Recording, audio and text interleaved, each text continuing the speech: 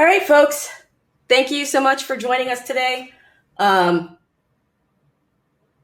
It's a very interesting time that we're in right now, and we are both very nervous and excited to join you and have this conversation, or have a conversation, probably one of many, about what's happening in the world,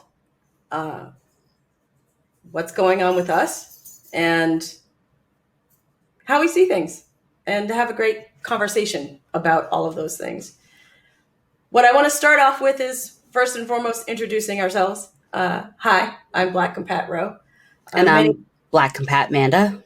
Many of you who are watching the stream today probably know us from our podcast, Electric Sisterhood, also known as the Eshcast, that we ran for 13 years, from 2006 until late in 2019.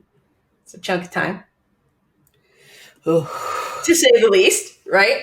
Very committed project. And Esh was really a space for us to just make sure that we stayed connected over the years. After I got married and moved out, I wanted to make sure that my sister and I had a reason to make sure that we stayed connected across the country. And it was amazing because we just geeked out about video games and about anime and tech gadgets, because those are the things that we were interested in. And we had fun. We talked about the games that we were playing and why we loved them, and did a lot of laughing. And that was great for 13 years. But you can do a lot of growing and getting older. And we realized in the last couple of years of doing Esh that there were other things that we wanted to talk about. There were other issues that were important to us, and they didn't really fit in Esh. So we needed to do something different, and we needed to do something new. And we realized that it was time for us to get on video. And we'll talk a little bit later on in the podcast about why we had misgivings about that, and share these bigger conversations around inclusivity and diversity and representation, and what those things have meant to us over our lives in this industry that we love. So we put to work on building BlackCompat, Black compatibility.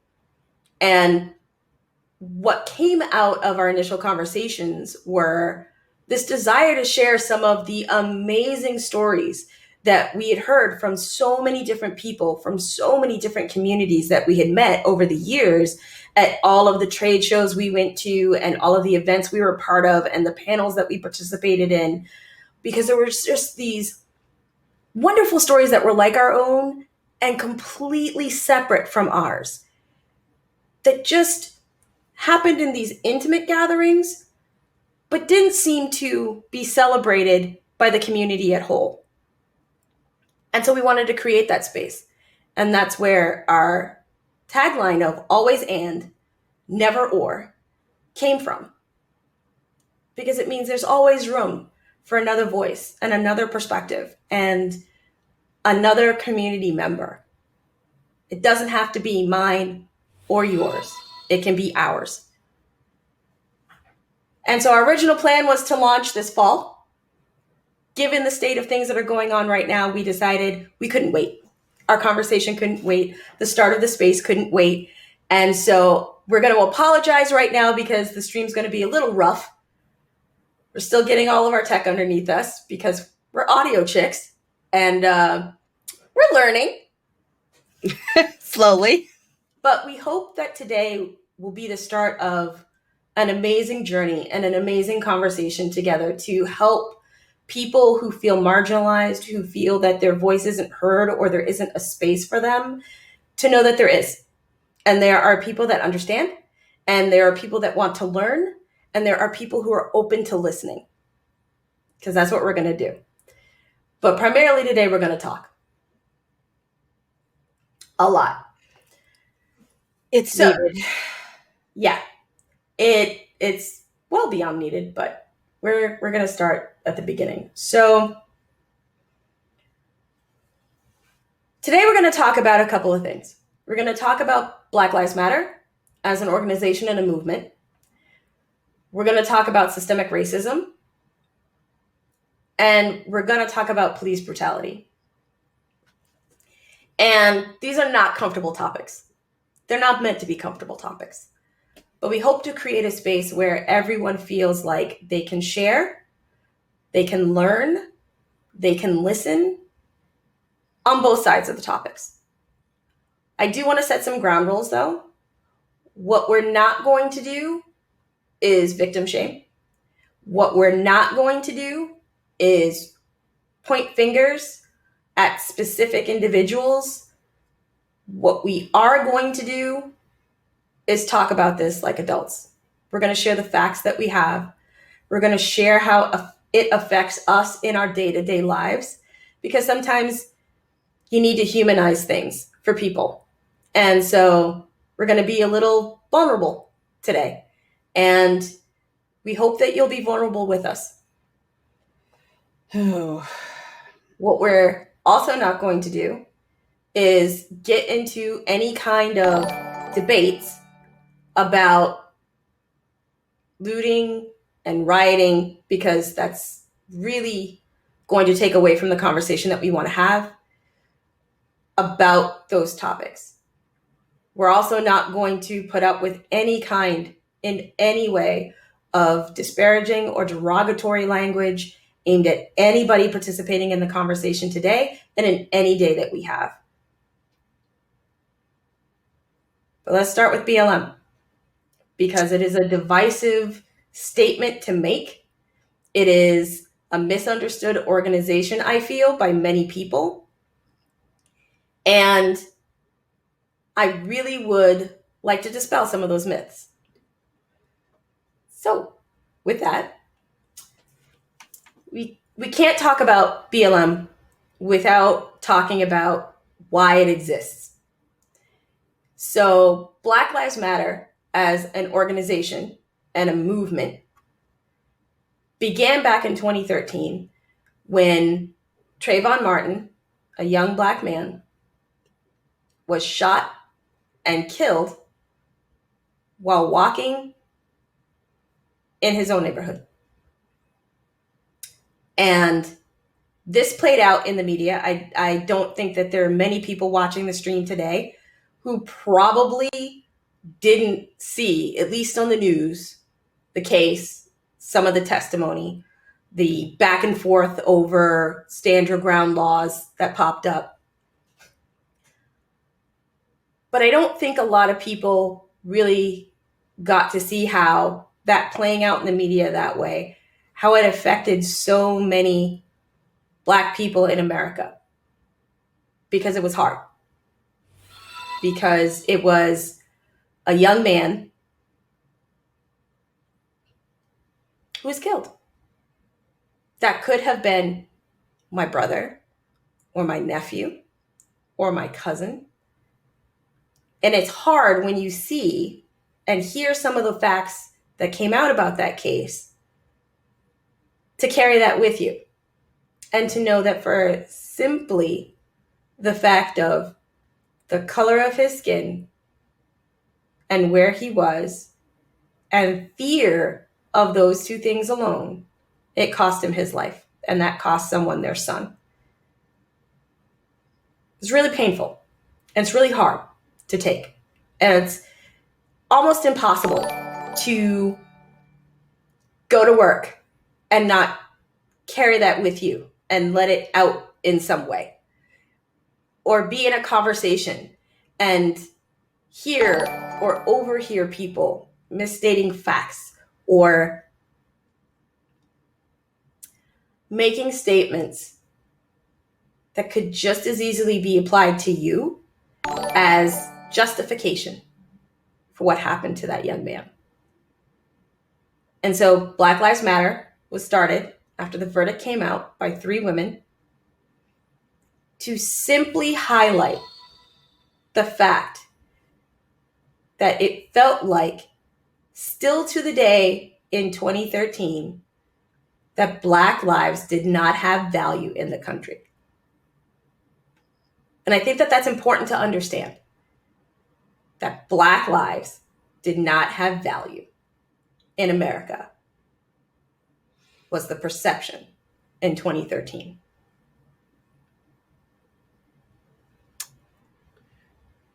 And not just then. Because since then, you can pretty much look it up. Every year since then, there are many more accounts of people, Black people, being stopped in their cars.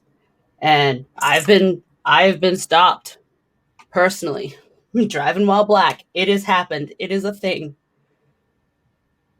People walking home from school just happen to look in the wrong direction at the wrong time and caught the wrong eyes.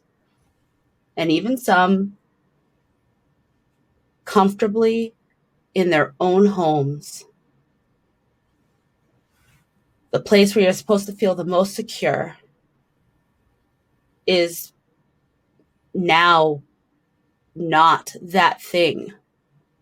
Security, safety, it is not a luxury that we as Black people are afforded often. The level of anxiety that I carry, because I'm not speaking for anybody else, but the level of anxiety that I feel just going out, going shopping, going to a restaurant, it's insurmountable. It's deafening. It rings in my ears. There's a constant reminder that if I say the wrong thing at the wrong time, or I even think about defending myself, that is enough cause for someone in an authority position to end my life. It's not a comfortable way to live. It's not a way to live. I can say that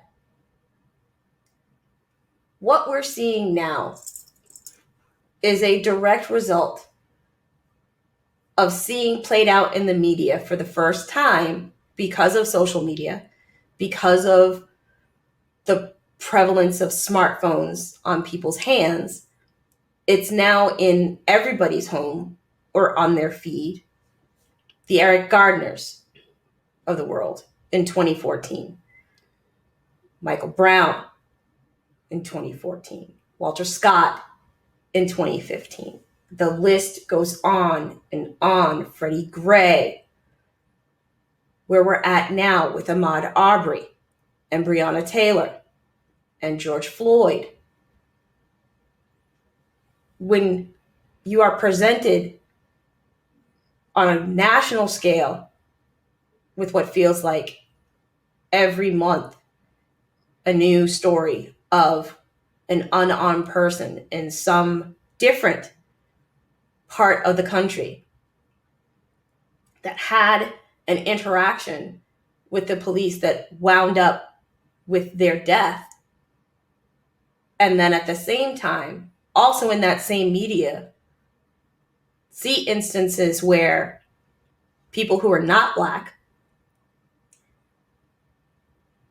have interactions with the police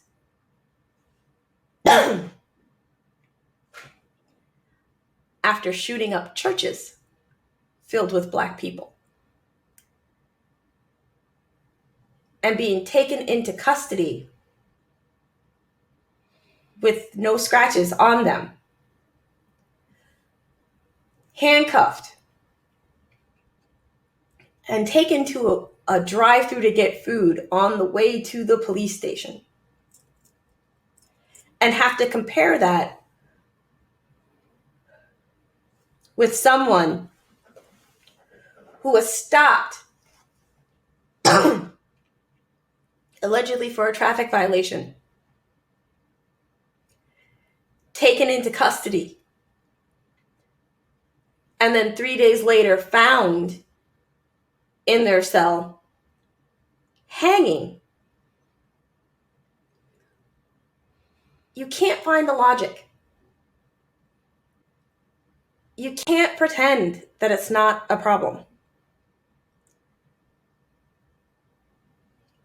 And you can't band-aid it simply by saying that all lives matter. Let's be very clear. We're all adults. We all know that lives matter, all of them. But when you say Black Lives Matter, and immediately you have to argue that, we then have to admit that we have a problem. We have to. We can't any longer say that we don't have a problem. Because we're not saying that our lives don't matter. What we're saying is right now, the Black ones are excruciatingly at risk. And it is evident by what we see and what we hear as a collective that we have to say that because it is not understood. It is not carried. It is not common knowledge. That's a problem.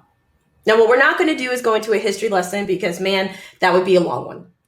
We could talk about redlining. The hour that we're affording today. We could talk about redlining. We could talk about Jim Crow. And guess what? At some point in time, we're going to. But what we mostly want to talk about today is police brutality disproportionately affects Black and brown communities across this country. It does. All the data shows that. You see it in your social streams. You see it on the news now. I do feel that enough is enough. And I feel that there are quite a few more people that also feel enough is enough. Oh, more than just a couple. And I think that, which takes us to our next piece, is where we're at right now with the protests that we're seeing all across the country, all across the US, but also across the globe. It's a huge stage. When you have people in Japan marching, calling for justice for George, waving signs that say Black Lives Matter, and in Paris, and in Greece, and Korea, Iran, London, across the globe. It's not just a single incident. It's not just a couple of bad cops. It's not just police brutality that we have to address. It's more. It's much more. And we have to, once we get past our anger and our disappointment and our hurt, we have to come together to the table and start taking action and putting things in place to dismantle the systems that got us here today. We have to. I'd like to say it's as simple as that and racism is done and it's over with. Yep, That's all all we done. got to do. Great. We're good to go. Good job, everyone. Racism's gone. But that's not how it works. Because there's so much that you carry with you. And there's so much that you have to unpack and you have to undo. And you have to hear and see and understand of the experience so that you can unpack it and you can hope to address it. So I've been doing a lot of talking. Yeah. And I have to say that I am thrilled to see you guys here and that you've joined us. And I appreciate the pump up, Mr. Sarah, so many levels. But there's a lot. And we have to do this work together. We can. I have to say that when I saw the video of George Floyd, which I was still reeling from Breonna Taylor and there being no charges that had been brought. Still. Even now, I was at work and I closed the door of my office and I cried. I did not know what was happening. And so I just saw the video pop up on my feed and it started to autoplay on Facebook. And when I realized what was happening, what I was watching, it broke me. I closed the door in my office and I cried. I've watched the video once. I specifically go out of my way not to watch it anymore. And I didn't know what to do with everything that I was feeling. I didn't know what I could do. I knew I didn't want to be seen. I knew I had to figure out how to get past this emotion fast because I was at work. And even though the place that I work is a Black-owned business, and so I'm surrounded by people who look like me, I still, to this day, because it's been ingrained in me all my life, work really hard to not exemplify the angry Black woman stereotype. So I knew I couldn't leave my office visibly feeling what I was feeling. That I shouldn't leave my office visibly feeling what I was feeling. So I didn't know what to do.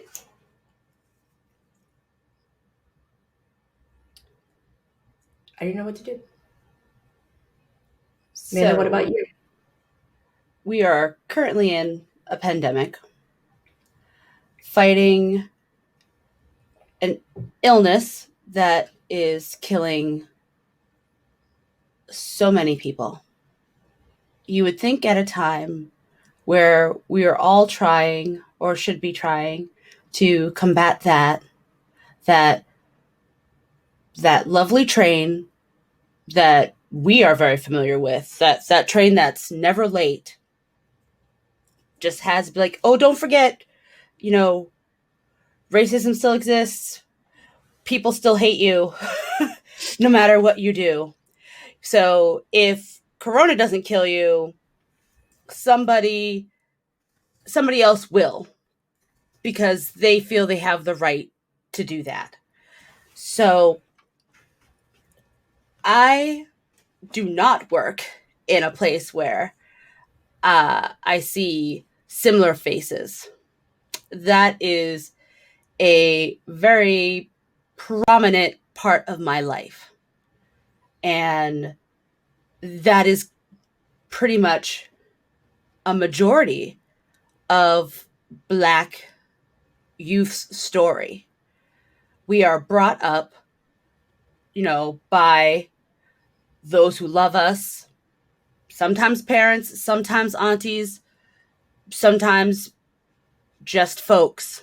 It takes a village sometimes in certain cases. And we are taught, be yourself, but don't be all of yourself. It is too much. People will not understand. And people fear what they don't understand. They will find ways to make you feel less than. You will never be more. Don't strive for that. And if you are, then be the absolute best. Black tax is real. You cannot coast your way through life, because your coasting is the bottom of the bottom to white folks. If you are not number one, then you're a million. You are not a blip on that radar. So run the fastest, sing the best, have the best grades, go to the best schools, and be the top of those too. And then be a beacon for your communities so that they realize that it can be done. I don't think people realize all the weight that we carry every day that they don't see because they don't have to. It's not a part of their narrative. But it exists. Just because you don't invite it in doesn't make it any less real. The fact that I know when I walk into certain places, I am not seen as a person. I am a threat. I can come in with the biggest smile on my face, the boomingest laugh, which I do kind of have. Yeah, you do. You do. I do. And I'm modest about it. Mm-hmm. That's one of the things I love about you is your modesty. Thanks, bro. But even with all of that, no matter the facade, no matter the mood I come in, that's not what they see. Their fear sees me as combative. I'm seen as aggressive. Now, mind you, I'm assertive, especially in my line of work. I kind of have to be, but I'm not. I shouldn't even say that because I don't want to say that I'm not an angry Black woman because you guys can clearly see I'm Black. And you know what? I'm going to be real honest with you guys right now. I don't look angry. Doesn't mean that I'm not. I've been angry for a very long time. I have just never been afforded the luxury to show you. Because my anger, my rage can condemn me to death.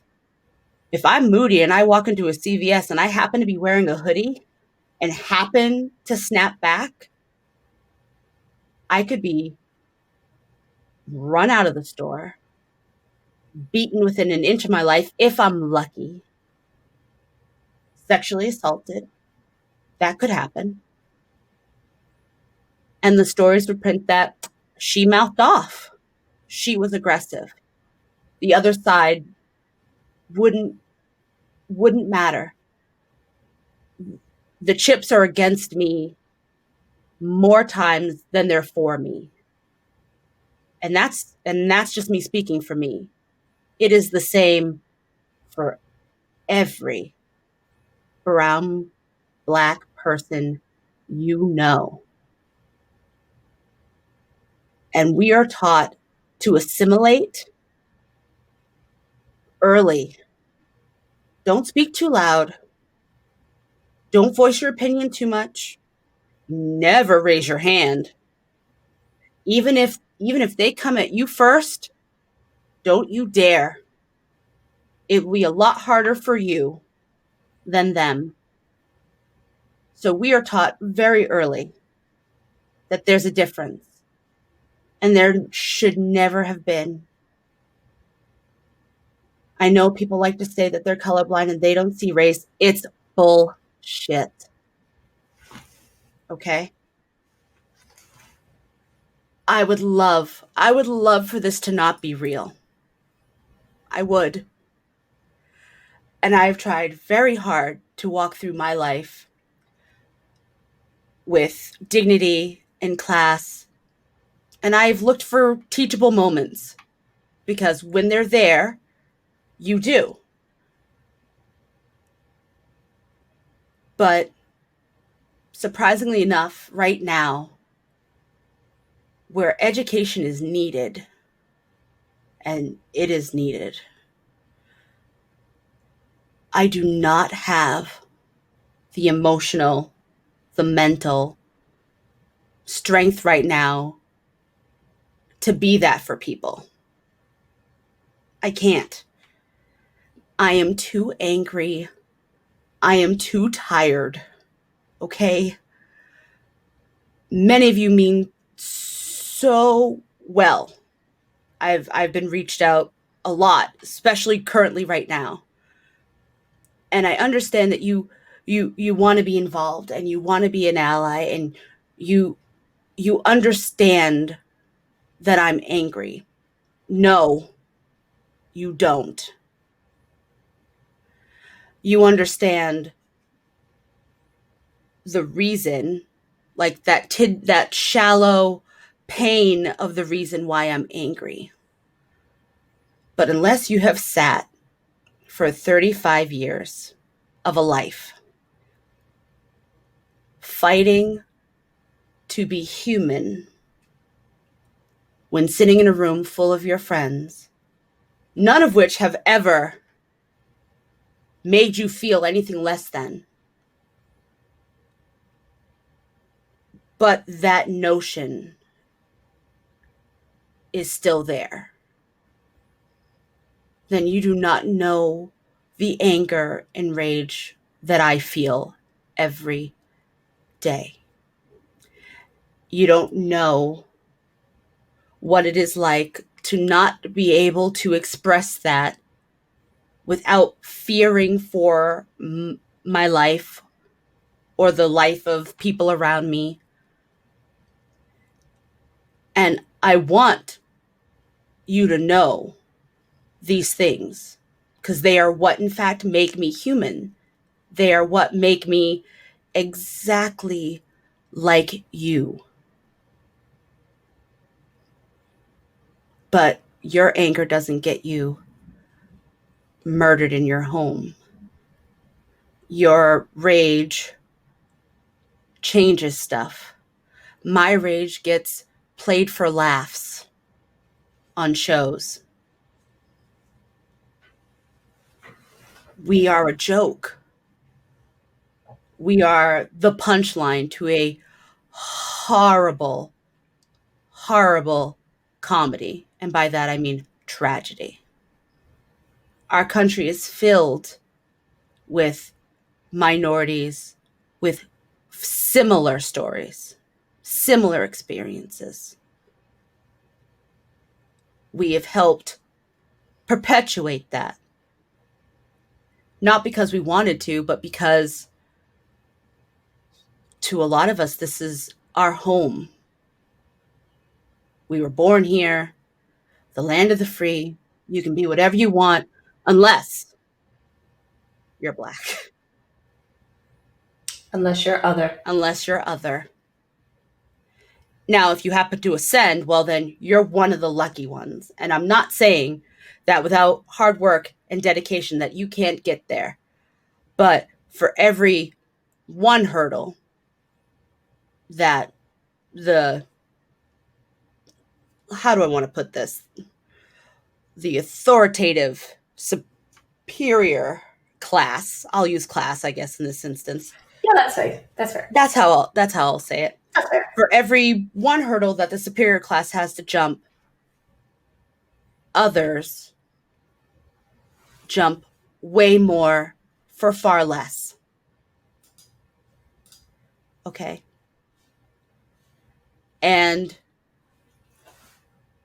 in order for us to even start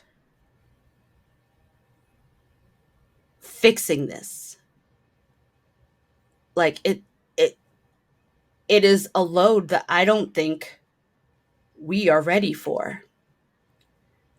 We need to be.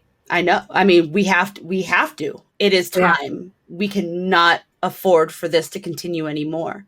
But it doesn't stop. It doesn't stop just because you decide that you're not racist. I'm not racist. Okay, great. Good for you. You got your friends. You're great. Well, you know what? It's not enough to be not racist. You need to be anti-racist. You need to make your circles accountable. You need to make your politics accountable. You have to make your educators accountable. You have to make everything accountable. And that's really where the conversation around understanding systemic racism comes in. And I think that this is one of the things that so many people have a hard time wrapping their minds around and understanding, especially if they haven't experienced it or lived it, because there's not one individual that you can point to and say, that's the problem. That's the butt monkey. Get him. He is all of racism in one. Once we get him, we're good. Right. Nope. Doesn't work that way. The problem is the system. So, as simplified as I can, systemic racism is about the systems that are in place that disproportionately, negatively impact Black and brown communities versus their white counterparts. So let's break this down really simply. Let's start with education, okay? The way that public school systems are set up is that they are fed by local tax money. So, more affluent physical areas produce more tax money to go back into the schools in those areas.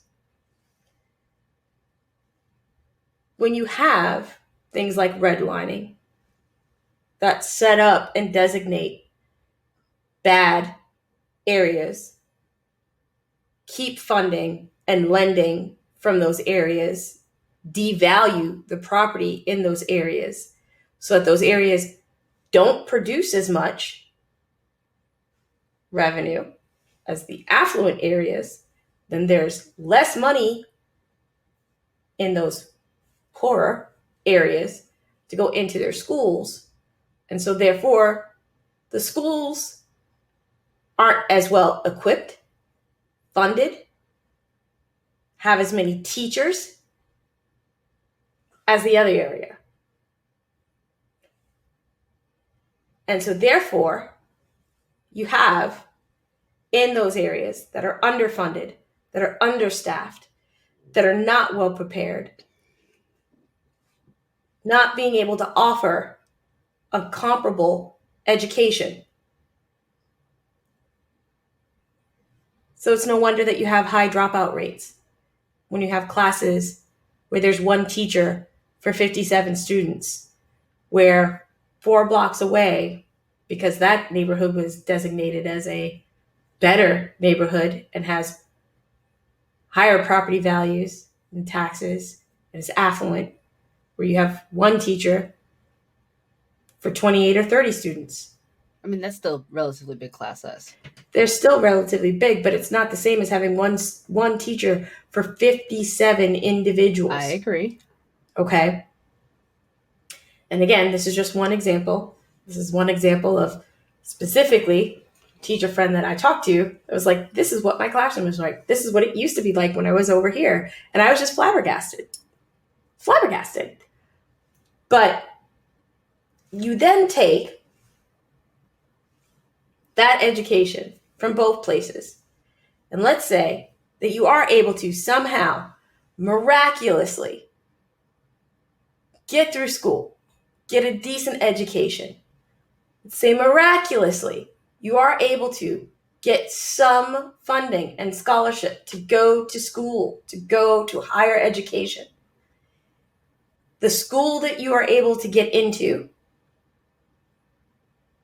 you may have issues with because of affirmative action or lack thereof. Oh, don't even get me started. Quotas that they want to meet.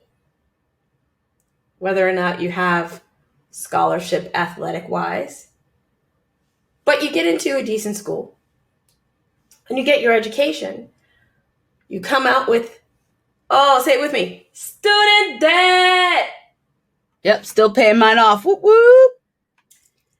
And then you go into the workforce, where you have implicit bias simply because of your name. There have been studies done, data proves it, that shows that ethnic sounding names. Ooh, that's not coded at all. Sorry. Get reviewed differently than not. So there are built-in implicit biases that are hard to overcome. So you come out of school, you've beaten the odds, you're the hero story in your family. Okay, I was the first to go to college in my family. Yep. First time around, didn't complete it, but I was the first one to go. Hey, but you did it. Okay, in several generations of born in this country, got into an amazing school. The amazing school that I got into, once everybody in my class, my senior class in high school, found out, there was a huge issue at my school. I had a graduating class of 68 people. I got into an Ivy League school. The valedictorian of my class, who applied to the same school, did not get in, did not get accepted. Immediately, the narrative that went around my school, including some wonderful notes that were left in my locker, was that I simply got in because I was Black. Not because I was a student for 4 years while working a part-time job at the local grocery store, at night taking care of my grandmother who had Alzheimer's, still holding down all those A's, on the soccer team, in choir, in mock trial, in our human rights squad. Even got to meet Muhammad Ali. What's up? None of those other things that made up Roe mattered. Those weren't the things that the school looked at, which were all in my essay, by the way. That couldn't possibly have been the reason why I was accepted. It had to simply just be because I was Black and they needed to meet the quota. I had gone to that school, which was a private Catholic school, so it should have been a warm and welcoming Christian environment. I can't tell you, after that became known, how many things were written about me in the bathrooms, how many N-bomb notes were left for me in my locker after lunch. And I couldn't be angry. I couldn't tell my parents because I knew that my father would go down there and be an angry Black man. And that would be a problem. So I internalized all of it. And I think that's where you see so many Black and brown people right now in this country angry and tired because we've internalized generations of this. I remember absolutely the first time our mom, sat me down and explained as lightly as she could that as I got older, there were going to be some things about me that I needed to check at the door because they were going to hurt me in being able to get a good job and not get in trouble. And so I had to keep my voice a certain way. I had to speak a certain way. So there were certain words that we couldn't use in the house because I couldn't come off as one of those kind of people to the kinds of people I was going to meet when I moved forward. I grew up in Massachusetts. I do not have an accent. I do not sound Bostonian. I do when I get mad and when I'm intoxicated because I'm over 21. Correct, because legal drinking. Legal drinking. But that's the only time it comes out. Yep. Neither one of us sounds like we grew up 25 minutes north of Boston. I mean, let's not talk about Duncan, but you know. I mean, but that just does it for everybody. Yeah. I mean, even people who are not from Boston say Duncan like Duncan. Yeah, so. They just don't say Dunks right, and that just, I don't understand that. Anyway, digress. We have to have these moments of levity because it can't all just be sad and angry. I refuse to let it all just be sad and angry. I won't be, because there is joy and I choose to find it and embrace it. But there are all these things that we have these conversations amongst ourselves. Sometimes we don't, because they're too painful and they're too hurtful. But what you're seeing now across the country are generations of repressment, refusing to be repressed. And the thing that I take right now from the protests that are happening right now is that there are so many other voices joining the collective and supporting the collective. And that gives me hope. It should not have taken this long. It should not have taken Trayvon and Freddie and Alton and Ahmaud and Brianna and George and Sandra and Tamir and Sandra. The list is just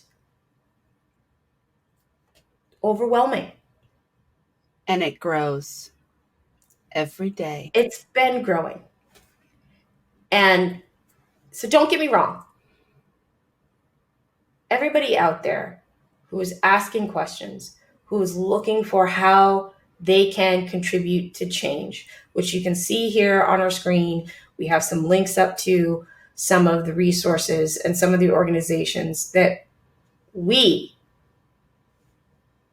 don't believe will solve everything. There are some organizations that are doing some amazing work and hard work across the spectrum, focused not just on police brutality, not just on what happened to George and Brianna and Ahmaud, but are really focused on helping to affect real change. We have to fix this system. We need to break systemic racism, burn it to the ground, and build a better system. And build a system that is designed for everyone to flourish. So hear me when I say that. The system is designed for everyone to flourish. Everyone should have access to good education. Everyone should have access to clean water, to the internet, to healthcare, to the things that actually help us in the pursuit of life, liberty, and happiness. Everyone should have those things, the ability to pursue them without fear, without shame, without having to beg and plead and prove the case for their worth. So it's on us to have conversations like this, to have moments like this, to start dialogues, to do the work to build those systems and those bridges and bridge the misunderstandings and call for us all to come together. Because that's what we need. Now I went back and forth on whether or not I would share some of my more deeper personal anecdotes of racist things that I've experienced and systems that I've been through. And I just don't have the energy, guys. I don't have, I'm tired and I'm angry and I'm tired that I'm angry and I'm tired that I've always had to hide that. I'm tired that I don't get to just throw something and not have to worry about a repercussion. Mind you, we're not condoning violence. No, absolutely not. But sometimes you're mad and you just Sometimes You throwing a want to, pillow across the room is just not enough. I just want to scream. And I can't. I can't. Because if I'm in my car, stopped at a red light, and I scream, people are going to think I'm crazy. And it just takes somebody calling the cops. And then I'm done for. Okay. One of my favorite things, because anybody who knows me knows, I'm not the type of girl to carry a pocketbook. That's just not how I live my life. That's me. That's her. I used to wear a holster. And on one side, I had my phone. And on the other side, I had my wallet. It was convenient. It worked. I also looked badass. Loved it. When I moved here to Miami in 2019, I went to work. I work at a bank. Really easy to find. I went to work at a bank, thinking nothing of it, walked into the bank, no problems, said hi to the security guard, went back to my desk. And the office manager at my building, who I love beyond all things, she's like an extra grandma to me, came into my office and looked me dead in the face and said, Rochelle, can I talk to you about something? And I said, sure. She said, I'm really worried about you right now. My first day in the building. What, is there a story about me going around that I don't know about? Wouldn't be the first time. I mean, and she was like, here they shoot first and ask questions later. For your safety, I'm paraphrasing, I really think you shouldn't wear that holster because you don't want to give anybody, and she paused, reasonable cause to fear for their safety. And she said it just like that. And I remember thinking, oh my God, she's right. See, I now live in Florida, where stand your ground laws exist. I am probably one of the least threatening people I can think of on the planet. I'm short, chunky. I have a nice personality. That's because I force it out. Because I'm really actually a quiet homebody. But I'm not built. I'm not fast. I'm not domineering. Not even 5 foot tall. And even if you're all those things, what makes those things make you a threat? Right. Because if you were not brown, that wouldn't make you an enemy. It wouldn't matter. You're absolutely right. But here this woman was, with her years of wisdom, concerned that my little accessory to carry my wallet and my phone that made me feel so badass in Massachusetts could get me killed. And so I stopped wearing my holster. So I started carrying a pocketbook. One other thing, because we are close to, I think, the time that we were affording today. Yes. So without going into a lot of detail, like I think I said earlier, I do not work with a lot of similar looking individuals to myself. And that is pretty much my whole career across all the professions that I've been. Always the lone chocolate chip in the cookie. And I should not attribute that to food, but it's how I'm able to give people a visual of what that's like. I recently moved to a different department in my job. Whole new team. Been there about a year now. And I walk in with my, I think at the time, blue hair. I'm now kind of minty green. It's a good look. Open to change it, but I often don't wear my hair natural out. Many of you often see me with my hair straight. And if it is natural, I have it up in a bun. I have not embraced curly girl life every day. Because when I do, and I test this, I walked into my new job, maybe a month in, still getting to know everybody in the office. And I have my hair down, kind of similar to this, but blue. 7 people, because I counted, had the nerve, had the audacity to reach into my personal space and touch my hair.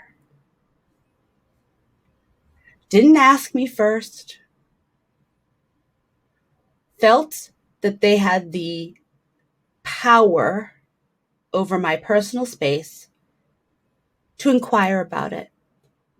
It's so fluffy. I didn't know hair could do that. I had one woman literally pull it because she thought it was a lace front or a wig. Wait. Especially if it's a lace front, why would you pull it? Like, just anyway. Sorry. 7 individuals, 5 of which were women. Because like I said, I counted. Not one of them, like I said, asked. And I sat there stunned. Because if I even reached my hand out anywhere near them, any of them, at least, I mean, the women would probably retch back.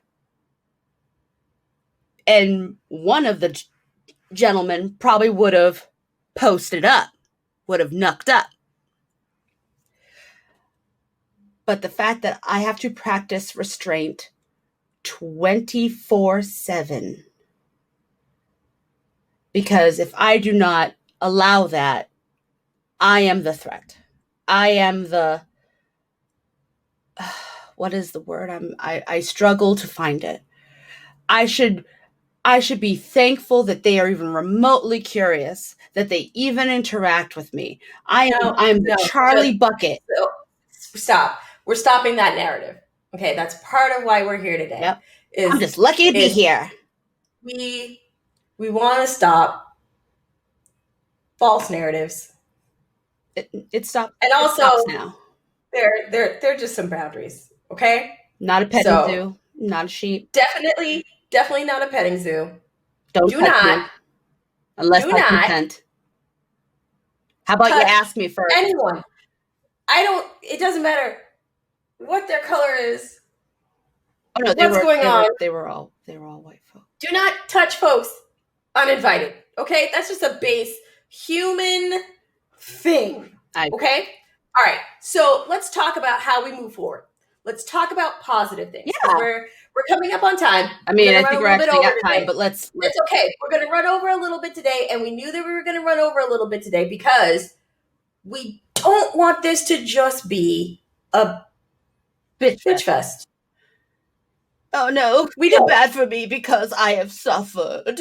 And the main reason that we don't want it to be that is because, again, we don't want to push forward stupid stereotypes. Right. No. Okay. And bad narratives. Okay. There is hope. There are things that we can do. You're here today, listening to this conversation, listening to us share just a piece. Really, the smallest tip of the iceberg, guys. Okay. But you're here and you're listening and you've been with us. And we appreciate that so much because that's the start. It starts with us listening to each other. It starts with us listening to people who say, this hurts me. This pains me. Please listen and try to understand. Don't try to solve it. I'm not asking you to solve it. There's some things I'm not going to ask you to solve in a second, but this is not. But it starts with just listen to how this affects me. Internalize that for a second. Just for a second. Can we agree that hurt and pain as a human being needs to be validated and understood? Let's start there, because then we can move forward. So as I said, there's some links that have been up on the screen to various organizations. The Bail Project is doing amazing work, helping to bail out folks who are arrested while peacefully protesting. Many of our friends have been doing wonderful work, doing charity streams. We're going to try to figure out how to do one ourselves.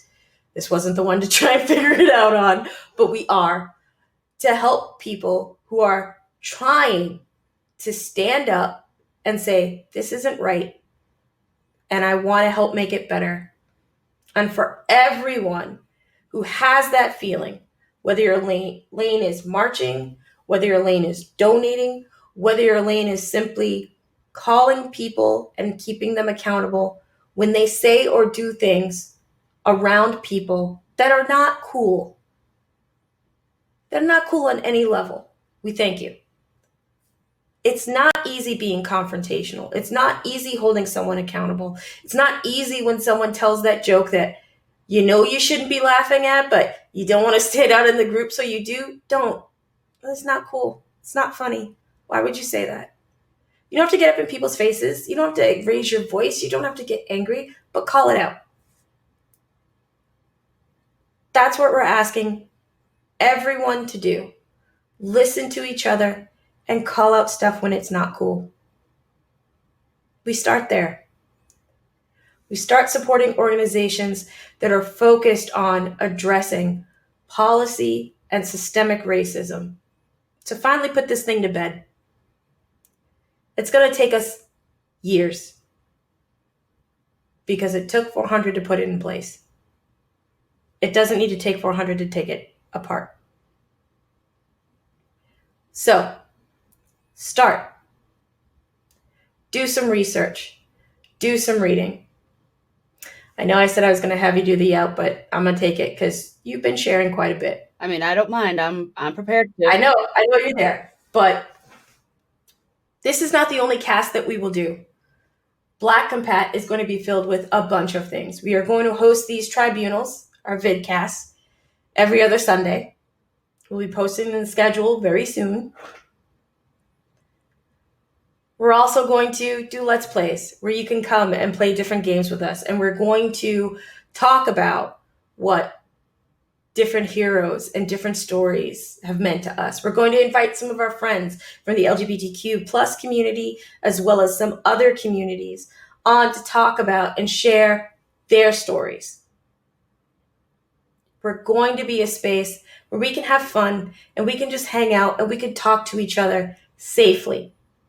If there's a question you want to ask, and we mean the hard questions, the ones that you are scared to ask because you know those answers are gonna hurt and are gonna be hard, or that you don't. Okay, I don't want to assume that anybody knows what the answer is and just wants to avoid it. You may not know what the answer is. And heck, we might not have it either, but we might not have it. But we can. Sure. But we can talk it out. We can talk it out. We'll find a way through it, but we'll do it together because we're better when we're together. Always and. Never or. Never or. So we invite you to join us on this journey. As I said, we're going to play a bunch of fun games. On our site, we're going to have just a bunch of hot takes and, some makeup tutorials. I wonder from who? Not from me. Definitely not from me. We're going to talk audio. We're going to talk entertainment.